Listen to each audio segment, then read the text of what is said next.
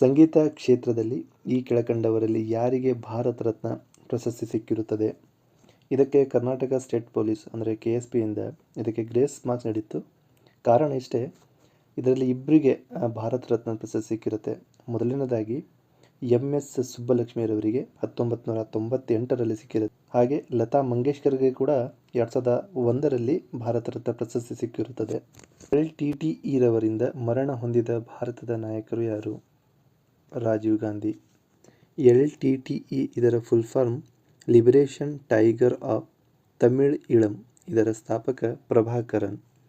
ರಾಜೀವ್ ಗಾಂಧಿರವರು ಭಾರತ ದೇಶದ 7ನೇ ಪ್ರಧಾನಿ. ಇವರು ಭಾರತದ ಅತ್ಯಂತ ಕಿರಿಯ ವಯಸ್ಸಿನಲ್ಲಿ ಪ್ರಧಾನಮಂತ್ರಿ ಆದಂತಹ ವ್ಯಕ್ತಿ. ಇವರು 1991 ಮೇ 21ರಂದು ತಮಿಳುನಾಡಿನಲ್ಲಿ ಗಾಯತ್ರಿ ಮತ್ತು ಧನು ಎಂಬುವರಿಂದ ಹತ್ಯೆಯಾಗುತ್ತಾರೆ. ಕರ್ನಾಟಕ ರಾಜ್ಯದ ಗೃಹ ಸಚಿವರು ಯಾರು? ಪ್ರಸ್ತುತ ಈಗ G. ಪರಮೇಶ್ವರರಿದ್ದಾರೆ. ಈ ವಿಡಿಯೋ ಮೂಲಕ ಅವರಲ್ಲಿ ಮನವಿ ಏನೆಂದರೆ, ತುಂಬ ದಿನ ಅಥವಾ ತುಂಬ ತಿಂಗಳಿಂದ ವರ್ಷಗಳಿಂದ ಪೊಲೀಸ್ ಕಾನ್ಸ್ಟೇಬಲ್ಲು ಅಥವಾ PSI ಕಾಲ್ಫಾರ್ಮ್ ಆಗಿಲ್ಲ. ಆದಷ್ಟು ಬೇಗ ನೋಟಿಫಿಕೇಷನ್ ಮಾಡಿ. ತುಂಬ ಸ್ಟೂಡೆಂಟ್ಸು ಅಥವಾ ಏನು ಆಕಾಂಕ್ಷಿಗಳಿದ್ದಾರೆ ಅವರಿಗೆ ಒಂದು ಅವಕಾಶ ಮಾಡಿಕೊಡಬೇಕು. ಅವರ ಎಷ್ಟೋ ವರ್ಷಗಳ ಕನಸನ್ನು ನೆರವೇರಿಸಲು ಅಥವಾ ಅವರ ತಂದೆ ತಾಯಿಗಳ ಕನಸನ್ನು ನೆರವೇರಿಸಲು ಅವರಿಗೊಂದು ಅವಕಾಶ ಮಾಡಿಕೊಡಬೇಕು. ಹೈದರ್ ಅಲಿ ಮೈಸೂರಿನ ಸುಲ್ತಾನವಾದ ವರ್ಷ 1762. ಇವರು ಕೋಲಾರದ ಬೂದಿಕೋಟೆಯಲ್ಲಿ ಜನಿಸಿದ್ದರು. ಮಧುಮೇಹ ಇದರಿಂದ ಉಂಟಾಗುತ್ತದೆ, ಅಂದರೆ ಡಯಾಬಿಟಿಕ್ಸ್ ಇದರಿಂದ ಉಂಟಾಗುತ್ತದೆ. ಇದರ ಉತ್ತರ ರಕ್ತದಲ್ಲಿ ಇನ್ಸುಲಿನ್ ಇಲ್ಲದಿರುವಿಕೆ.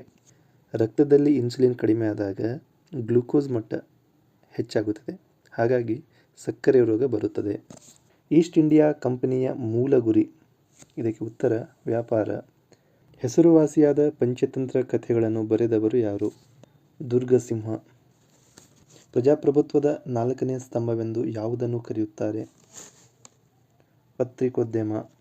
ನ್ಯಾಯಾಂಗ, ಕಾರ್ಯಾಂಗ, ಶಾಸಕಾಂಗ ಇವು ಸರ್ಕಾರದ 3 ಪ್ರಮುಖ ಅಂಗಗಳು. ಆದರೆ ಪತ್ರಿಕೋದ್ಯಮ ಅನ್ನೋದು 4ನೇ ಸ್ತಂಭ ಎಂದು ಕರೆಯುತ್ತಾರೆ. ಆದರೆ ಇತ್ತೀಚಿನ ದಿನಗಳೇ ಈ ಸ್ತಂಭ ಅಲುಗಾಡುತ್ತಿರುವುದು ಎಲ್ಲರಿಗೆ ಕಾಣುತ್ತಿದೆ. ಮುಂದಿನ ಪ್ರಶ್ನೆ, ಅಫ್ಘಾನಿಸ್ತಾನದ ಮೇಲೆ ಅಮೆರಿಕ ದಾಳಿ ಮಾಡಿದ್ದು ಈ ಕಾರಣಕ್ಕಾಗಿ? ಇದಕ್ಕೆ ಸರಿಯಾದ ಉತ್ತರ ಅಮೆರಿಕದಲ್ಲಿನ ಪ್ರಪಂಚ ವಾಣಿಜ್ಯ ಕೇಂದ್ರದ ಮೇಲೆ ಅಫ್ಘಾನಿಸ್ತಾನದ ಭಯೋತ್ಪಾದಕರು ದಾಳಿ ಮಾಡಿದ್ದಕ್ಕೆ. ಇದರ ಹಿನ್ನೆಲೆ ನೋಡಬೇಕಾದಲ್ಲಿ 2001 ಸೆಪ್ಟೆಂಬರ್ 11ಕ್ಕೆ ಒಸಾಮಾ ಬಿನ್ ಲಾಡೆನ್ ನೇತೃತ್ವದ ಉಗ್ರಗಾಮಿಗಳು WTO ವರ್ಲ್ಡ್ ಟ್ರೇಡ್ ಆರ್ಗನೈಜೇಷನ್ ಮೇಲೆ, ಅಂದರೆ ವಿಶ್ವ ವ್ಯಾಪಾರ ಕೇಂದ್ರ ಮೇಲೆ ದಾಳಿ ಮಾಡುತ್ತಾರೆ. ಹಾಗಾಗಿ ಇದಕ್ಕೆ ಸರಿಯಾದ ಉತ್ತರ B. ಹಾಗೆ ಇದಕ್ಕೆ ಸಂಬಂಧಪಟ್ಟಂತೆ ಸುಮಾರು ಒಂದು 10 ವರ್ಷಗಳ ನಂತರ, ಅಂದರೆ 2001ರಿಂದ ಸುಮಾರು 10 ವರ್ಷಗಳ ನಂತರ 2011ರಲ್ಲಿ ಆಪರೇಷನ್ ನೆಪ್ಚೂನ್ ಸ್ಪಿಯರ್ ಎಂಬ ಕಾರ್ಯಾಚರಣೆಯಿಂದ ಒಸಾಮಾ ಬಿನ್ ಲಾಡೆನ್ಗೆ ಇವರು ಸಾಯಿಸುತ್ತಾರೆ, ಅಮೆರಿಕದವರು ಸಾಯಿಸುತ್ತಾರೆ. ಆ ಸಮಯದಲ್ಲಿ ಅಮೆರಿಕದ ರಾಷ್ಟ್ರಾಧ್ಯಕ್ಷರು ಬರಾಕ್ ಒಬಾಮಾ ಆಗಿರುತ್ತಾರೆ. ಬ್ಲ್ಯಾಕ್ ಬೋರ್ಡ್ ಕಾರ್ಯಾಚರಣೆಯನ್ನು 1987ರಿಂದ 88ರಲ್ಲಿ ಈ ಕೆಳಕಂಡ ಉದ್ದೇಶಗಳಿಗಾಗಿ ಸೌಲಭ್ಯವನ್ನು ಒದಗಿಸಲು ಪ್ರಾರಂಭಿಸಿತು. ಉತ್ತರ ಮೂಲ ಶಿಕ್ಷಣ. ಡಾಕ್ಟರ್ ಕ್ಯೂರಿಯನ್ ಯಾವುದಕ್ಕೆ ಸಂಬಂಧಿಸಿರುತ್ತಾರೆ? ಹಾಲು ಉತ್ಪಾದನಾ ಕ್ಷೇತ್ರಕ್ಕೆ. ಡಾಕ್ಟರ್ ಕ್ಯೂರಿಯನ್ ರವರಿಗೆ ಭಾರತದ ಶ್ವೇತಕ್ರಾಂತಿಯ ಪಿತಾಮಹ ಅಂತೇಳಿ ಕೂಡ ಕರೆಯುತ್ತಾರೆ, ಮಿಲ್ಕ್ ಮ್ಯಾನ್ ಆಫ್ ಇಂಡಿಯಾ. ಇವರು ಗುಜರಾತದ ಆನಂದನಲ್ಲಿ ಅಮೂಲ್ ಕಂಪನಿಯ ಸ್ಥಾಪನೆಗೆ ಕೈ ಜೋಡಿಸುತ್ತಾರೆ. ಈಗ ಹೇಗೆ ನಮ್ಮಲ್ಲಿ ನಂದಿನಿ ಬ್ರ್ಯಾಂಡ್ ಇದೆ, ಅದೇ ಥರ ಗುಜರಾತಿನ ಬ್ರ್ಯಾಂಡ್ ಅಮೂಲ್.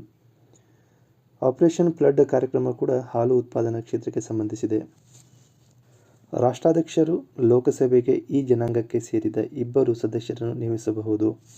ಇದಕ್ಕೆ ಸರಿಯಾದ ಉತ್ತರ ಆಂಗ್ಲೋ ಇಂಡಿಯನ್ ಜನಾಂಗ. ಆದರೆ ಸಂವಿಧಾನದ 104ನೇ ತಿದ್ದುಪಡಿ ಮೂಲಕ ಇದನ್ನು ರದ್ದುಪಡಿಸಿದ್ದಾರೆ. ಕುದುರೆ ಮುಖವು ಇದೊಂದು ಕಬ್ಬಿಣ ಅದಿರು ಯೋಜನೆಯಾಗಿದೆ. ವಿಶ್ವನಾಥ ಆನಂದ ಯಾವ ಪಂದ್ಯಕ್ಕೆ ಹೆಸರುವಾಸಿಯಾಗಿದ್ದಾರೆ? ಚೆಸ್. ವಿಶ್ವನಾಥ ಆನಂದ್ರವರು 5 ಟೈಮ್ಸ್ ಚಾಂಪಿಯನ್ ಆಗಿದ್ದರು. ಹಾಗಾಗಿ ಇವರಿಗೆ ಟೈಗರ್ ಆಫ್ ಮದ್ರಾಸ್ ಸಹ ಕೂಡ ಕರೆಯುತ್ತಾರೆ. ಹಾಗೆ ಇನ್ನಿತರ ಪ್ರಮುಖವಾಗಿ ನಾವು ನೋಡಿದಲ್ಲಿ, ಅಂದರೆ ಇತ್ತೀಚೆಗೆ ಅವರು ಅಂತಾರಾಷ್ಟ್ರೀಯಲ್ಲಿ ಹೆಸರುವಾಸಿಯಾಗಿದ್ದಾರೆ.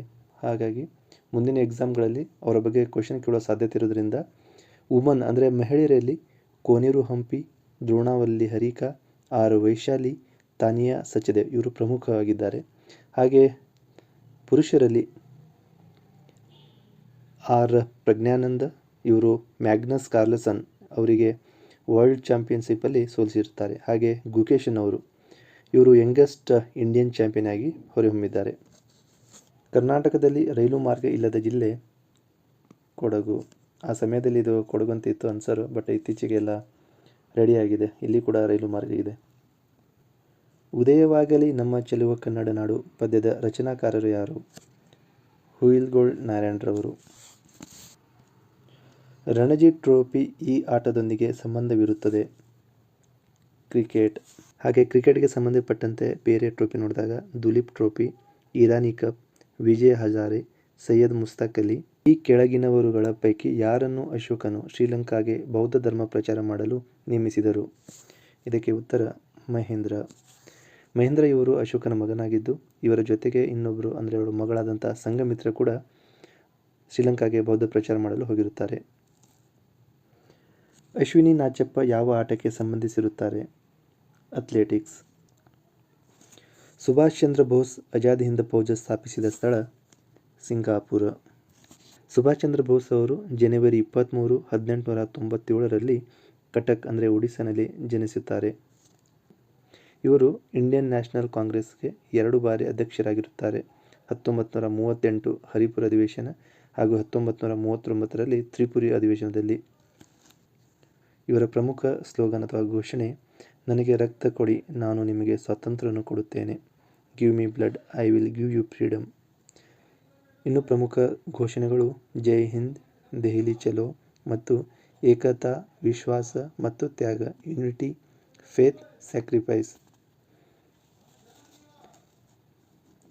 ಇವರ ಪ್ರಮುಖವಾದಂತಹ ಪುಸ್ತಕ ದ ಇಂಡಿಯನ್ ಸ್ಟ್ರಗಲ್ 1920-42. ಇವರು 1939ರಲ್ಲಿ ಫಾರ್ವರ್ಡ್ ಬ್ಲಾಕ್ ಎಂಬ ಪಕ್ಷವನ್ನು ಸ್ಥಾಪಿಸಿರುತ್ತಾರೆ. ಸುಭಾಷ್ ಚಂದ್ರ ಬೋಸ್ರವರು 1945 ಆಗಸ್ಟ್ 18ರಂದು ತೈವಾನ್ ವಿಮಾನ ಅಪಘಾತದಲ್ಲಿ ಮೃತಪಟ್ಟಿದ್ದಾರೆ ಅಂತೇಳಿ ಮಾಹಿತಿ ಇದೆ. ಆದರೆ ಇಲ್ಲಿವರೆಗೆ ಅವರ ಸಾವಿನ ಕುರಿತು ರಹಸ್ಯಮಯವಾಗಿದೆ, ಕಾನ್ಸ್ಪಿರಸಿ ಇದೆ. ಜನವರಿ 23ರಂದು ಪರಾಕ್ರಮ ದಿನವೆಂದು ಹೇಳಿ ಆಚರಣೆ ಮಾಡುತ್ತಾರೆ. ಮನುಷ್ಯನ ದೇಹದ ಸಾಮಾನ್ಯ ಉಷ್ಣತೆಯು 98.4 ಡಿಗ್ರಿ ಫ್ಯಾರನ್ಹೀಟ್. ಹಾಗಿದು ಸೆಲ್ಸಿಯಸ್ನಲ್ಲಿ ನೋಡಿದಾಗ 37 ಡಿಗ್ರಿ ಸೆಲ್ಸಿಯಸ್ ಆಗಿರುತ್ತೆ. ಹಾಗೆ ಕೆಲ್ವಿನ್ ಸ್ಕೇಲಲ್ಲಿ ಚೆಕ್ ಮಾಡಿದಾಗ 310 ಡಿಗ್ರಿ ಇರುತ್ತೆ. ಕರ್ನಾಟಕದಲ್ಲಿ ಮೊಟ್ಟಮೊದಲ ಸಾಮ್ರಾಜ್ಯವನ್ನು ಕಟ್ಟಿದ ಕೀರ್ತಿ ಸಲ್ಲಬೇಕಾದದ್ದು ಯಾರಿಗೆ? ಕದಂಬರು. ಕನ್ನಡದ ಮೊಟ್ಟಮೊದಲ ಶಾಸನ ಹಲ್ಮಿಡಿ ಶಾಸನವು ಈ ವಂಶ ಅಥವಾ ಈ ಸಾಮ್ರಾಜ್ಯಕ್ಕೆ ಸೇರಿದ್ದೆ. ಕದಂಬ ಸಾಮ್ರಾಜ್ಯವನ್ನು ಸ್ಥಾಪಿಸಿದವರು ಮಯೂರ ಶರ್ಮ. ಹಾಗೆ ಇವರ ರಾಜಧಾನಿ ಬನವಾಸಿ. ವಿಶ್ವವಿಖ್ಯಾತ ಇಂಜಿನಿಯರ್, ಆಡಳಿತದ ಮುತ್ಸದ್ದಿ ಮತ್ತು ಭಾರತ ರತ್ನ ಪ್ರಶಸ್ತಿ ಪಡೆದ ಮೈಸೂರಿನ ದಿವಾನರು ಯಾರಾಗಿದ್ದಾರೆ? Sir M Visvesvaraya. ವಿಶ್ವೇಶ್ವರಯ್ಯನವರು 1912ರಿಂದ 1918ರವರೆಗೆ ಇವರು ದಿವಾನರಾಗಿರುತ್ತಾರೆ. ಬೀಳುವ ನಕ್ಷತ್ರಗಳನ್ನು ಏನೆಂದು ಕರೆಯುತ್ತಾರೆ? ಉಲ್ಕೆ ಅಥವಾ ಮೆಟ್ರಾಯ್ಡ್ಸ್ ಅಂತ ಹೇಳಿ ಕರೆಯುತ್ತಾರೆ. ವಿಟಮಿನ್ ಸಿ ಕಡಿಮೆಯಾದಾಗ ಸ್ಕರ್ವಿ ಉಂಟಾಗುತ್ತದೆ. ವಿಟಮಿನ್ ಸಿಯ ರಾಸಾಯನಿಕ ಹೆಸರು ಅಸ್ಕಾರ್ಬಿಕ್ ಆ್ಯಸಿಡ್. ಈ ಸ್ಕರ್ವಿ ರೋಗದಿಂದ ಬಾಯಲ್ಲಿನ ವಸಡಿನಲ್ಲಿ ರಕ್ತ ಬರುತ್ತದೆ. ಸಂಗೊಳ್ಳಿ ರಾಯಣ್ಣ ಯಾವ ಜಿಲ್ಲೆಯದವರು? ಬೆಳಗಾವಿ. ಇನ್ಸುಲಿನ್ ಈ ಕೆಳಕಂಡ ಅಂಶಗಳನ್ನು ನಿಯಂತ್ರಿಸುತ್ತದೆ. ಸಕ್ಕರೆ. ಕಾರಿಂಜಾ ಡ್ಯಾಮ್ ಎಲ್ಲಿದೆ? ಬೀದರ್.